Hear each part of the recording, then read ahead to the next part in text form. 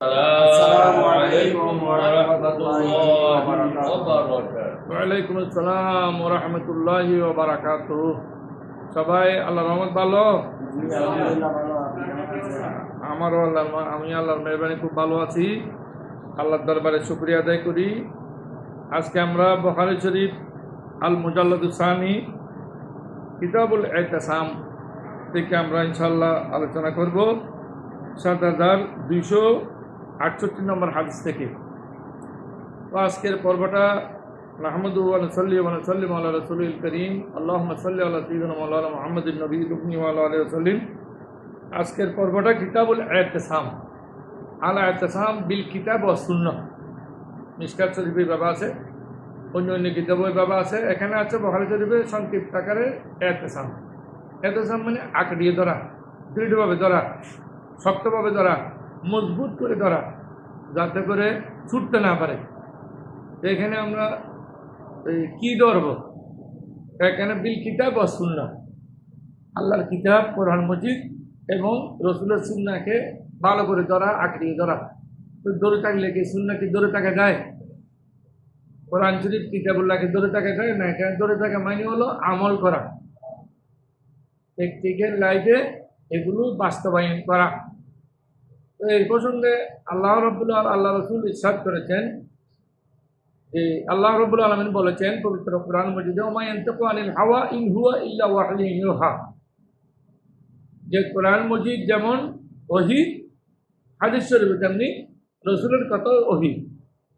কেমনি? এটা হলো এটার নাম হলো, কোরআন মজিদের নাম হলো ওহী মাতলু, আর হাদিস শরীফের নাম হলো ওহী গায়রে মাতলু। তো এই প্রসঙ্গে রাসূল করিম সাল্লাল্লাহু আলাইহি ওয়াসাল্লাম ইরশাদ করতেছেন, লা তাদিল্লু বাদি ইন তামাসসাকতুম বিহিমা কিতাবাল্লাহি ওয়া সুন্নাতি। রাসূল করিম ইরশাদ করেছেন, আমার তিনজনের পর তোমরা যদি দুটো জিনিস ধরে রাখো তাহলে তোমরা কখনো পথভ্রষ্ট হবে না। তোর মধ্যে একটা হলো কিতাবুল্লাহ, আল্লাহর কিতাব, আর একটা হলো আমার সুন্নাহ, আমার সুন্নাহ। তো রসুলের সুন্নাহর পরে আবার এখানে আরো সুন্নাহ আছে যে হাদিস শরীফ, আলাইকুম বিসুন্নতি, আলাইকুম বিসুন্নতি ওয়া সুন্নাতি খুলাফায়ে রাশিদিন আল মাহদিয়িন। আমার সুন্নাত পালন করতে হবে, যেমনি তেমনি তোমরা খুলাফায়ে রাশিদিন এবং সাহাবায়ে কেরামের সুন্নাত পালন করতে হবে।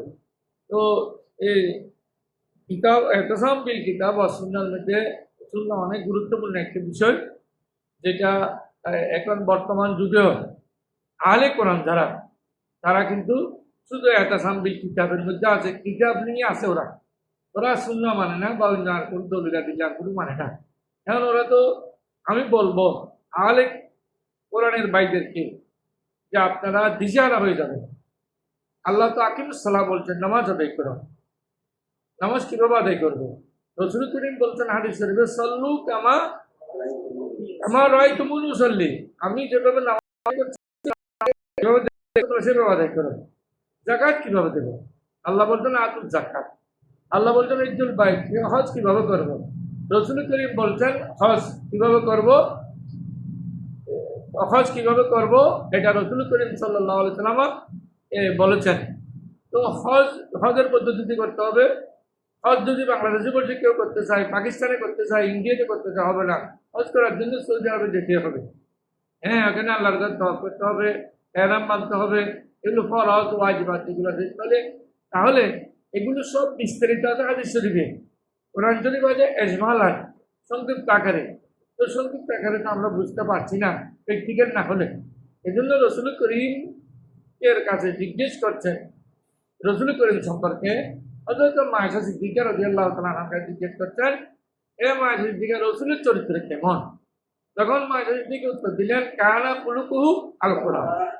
তো আমার নবীর চরিত্র হলো কোরআন মজিদ হলো থিওরিক্যাল, আমার নবীর কাজ হলো প্র্যাকটিক্যাল। কোরআনের প্র্যাকটিক্যাল হলো আমার নবী। কোরআনে যেমন নামাজ পড়তে বলছেন, রোজা রাখতে বলছেন, হজ করতে বলছেন, যাকাত দিতে বলছেন, এগুলো প্র্যাকটিক্যাল করে করে আমাদের উম্মতদেরকে রাসূল করিম সাল্লাল্লাহু আলাইহি ওয়াসাল্লাম শিক্ষা দিয়েছেন। এমনকি ইহুদি নাসারা স্বীকার করেছেন যে তোমাদের নবী তোমাদেরকে সব কিছু শিক্ষা দিয়েছেন, খাত্তাল খারা, এমনকি বাথরুমে কিভাবে যেতে হবে, ওয়াশরুম থেকে কিভাবে বের হতে হবে, ওয়াশরুম বাথরুমে কীভাবে যেতে হবে, কীভাবে বের হতে হবে, ওইগুলো সহ শিখিয়ে দিয়েছেন। সুবহানাল্লাহ। তাহলে আমি অনেক লম্বা হয়ে যাচ্ছে, এই জন্য দীর্ঘ হয়ে যাচ্ছে, এই জন্য আমি আমার কথা এখানে সংক্ষেপ করছি যে এই এহতেসাম বিল কিতাব ওয়াস সুন্নাহ আমাদের দলিল আদিল্লা হলো চারটি, কোরআন সুন্নাহ ইজমা কিয়াস। এই চারিটি নিয়ে আমরা যদি এগিয়ে যাই তাহলে আমাদের জীবন হবে সার্থক, ইহকালে পাবো শান্তি, পরকালে পাবো মুক্তি। আল্লাহ আমাদেরকে ওগুলো আমল করার তো অভিজ্ঞান করুক। বাবুল এহতেসাম বিল কিতাব ওয়াস সুন্নাহ, প্রথম পরিচয় হলো এই এহতেসাম পর্বের মধ্যে প্রথম পরিচয় হলো কোরআন এবং সুন্নাহকে আঁকড়ে দিয়ে ধরা। তো কোরআন সুন্নাহকে ভালো করে দৃঢ় করে ধরা, এগুলো নিয়ে আমল করা। বলার সাথে সাথে 268 নম্বর হাদিস থেকে শুরু করছি। قال حدثنا حميدي قال حدثنا سفيان عن مسعر وغيره عن قيس بن مسلم عن طارق بن شهاب قال رجل من اليهود لعمر رضي الله عنه يا امير المؤمنين لو ان علينا نزلت هذه الايه اليوم اكملت لكم دينكم واتممت عليكم نعمتي ورضيت لكم الاسلام دينا لاتخذنا ذلك اليوم عيدا. قال عمر رضي الله عنه اني لا اعلم اي يوم نزلت هذه الايه نزلت يوم عرفه في يوم جمعه ساميه সুফিয়ান ইবনে মিসরান ও মিসরান কাইসান ওয়া কাইসান তারিকান। যাক, এখন আমরা দেখি হযরতে হুমায়দি রাদিয়াল্লাহু তাআলা, উনি কে? হুমায়দি হলেন হযরতে ইমাম বুখারী রাহমাতুল্লাহর উস্তাদ। ইমাম বুখারী রাহমাতুল্লাহ সর্বপ্রথম যে হাদিস এনেছেন ওই হাদিসের রাবি হলো হযরতে হুমায়দি। এখন হুমায়দি উস্তাদ তো অনেক আছে, শত শত উস্তাদ আছে, তোর মধ্যে হুমায়দির নাম নিয়ে প্রথমে হুমায়দির হাদিস কেন আনলেন বা উনি হুমায়দি এই নামটা কেন আনলেন? হুমায়দি হলো আলে রসুল, রসুলের বংশধর।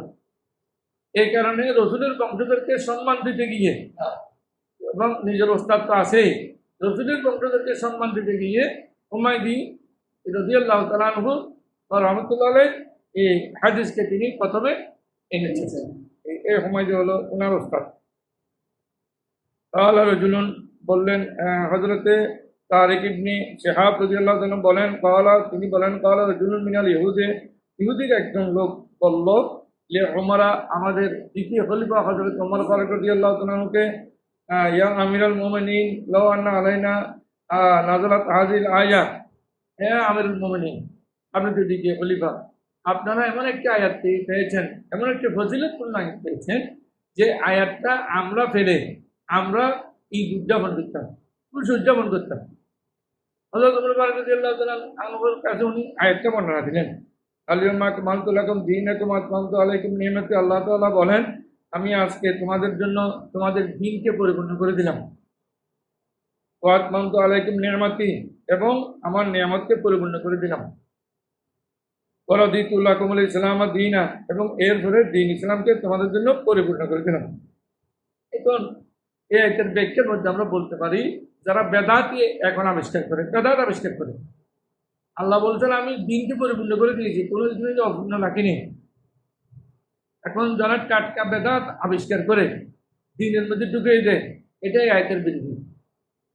2 নম্বর, যারা নবীজিকে খাতামুন নবীন মানেন না, বিশেষ করে কাদিয়ানী সম্প্রদায়, ওরা বলেন আমাদের নবী উত্তম নবী আর ওরা হলেন সাইন নবী, ওনাদের এটা হলো মির্জা গোলাম মোহাম্মদ কাদিয়ানী হলো সাইন নবী। এটাও কিন্তু সঠিক হবে না। কারণ কি, আল্লাহ দ্বীনকে পরিপূর্ণ করে দিয়েছেন আমাদের নবী মুহাম্মদ সাল্লাল্লাহু আলাইহি ওয়াসাল্লামের যুগে, মুহাম্মদ সাল্লাল্লাহু আলাইহি ওয়াসাল্লামের টাইমে। এরপরে আবার নবী আসার কোনো সুযোগ নাই। আবার যদি কেউ নবী দাবি করে, নবী আসবে দাবি করে, এটা হলো বন্ডামি, এটা হলো একটা সেরা বন্ডামি।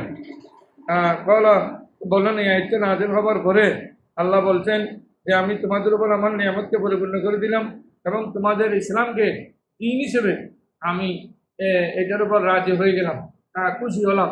অর্থাৎ দ্বীন তো বহু আছে, আলা দিয়ান, হ্যাঁ বহু বইয়ের নাম আছে, আদিয়ান, হ্যাঁ আদিয়ানে মক্কালা বা বিভিন্ন দিন সম্পর্কে আলোচনা আছে। তবে আল্লাহ তাআলা কবুল করেন দ্বীন ইসলাম, অন্য কোনো দিনকে আল্লাহর কাছে ইনদাল ইসলামে ইনদাল্লাহি আল ইসলাম, ইন্না দ্বীন ইনদাল্লাহি আল ইসলাম, আল্লাহর কাছে দ্বীনে ইসলাম ওই হলো মনোনীত ধর্ম। লাত্তাখাযনা যালিকা লিয়াওমা ঈদান, এই আয়াতটি যেদিন নাযিল হয়েছে ওই দিনকে ইহুদিরা বলে আমরা এটাকে ঈদ হিসেবে গ্রহণ করতাম, গণনা করতাম। ফাকাল ওমর, ওমর রাদিয়াল্লাহু তাআলা বলেন, ইন্নী লা আলামু, আমি জানি, আইয়া ইয়াউমিন নাযালাত হাযিল আয়া, কোন দিন নাযিল হয়েছে, নাযালাত ইয়াউমা আরাফা ফি ইয়াউমি জুমাতিন, এটা দুই ঈদের দিন নাযিল হয়েছে। সুবহানাল্লাহ। একটা হলো ঈদে আরাফা। ঈদ আরাফা মানে হাজী সাহেবদের জন্য ঈদুল ইয়ম আরাফা ঈদুল লিল হুজ্জাজে। হাজী সাহেবদের জন্য ঈদের দিন হলো আরাফার দিন। আরাফাতের দিন হলো ঈদের দিন এক। 2 নম্বর হলো জুমার দিন। জুমার দিন হলো মুসলমানদের জন্য ঈদুল লিল মুসলিমিন। হাদিসের বিভাগ আছে। তাহলে এটা 2 ঈদের দিন নাযিল হয়েছে। এই অবধি তুমি আমাকে কি বলবা? তুই বলছো এটা তোমরা ঈদ করতে। আর আমাদের এটা যেদিন নাযিল হয়েছে এটা দুইটা ঈদের দিন ছিল। এখন আমার অনেক বন্ধুরা বলে যে ঈদ আছে যে শুধু দুইটা, কি একটা হলো ঈদুল ফিতর, একটা হলো ঈদুল আযহা।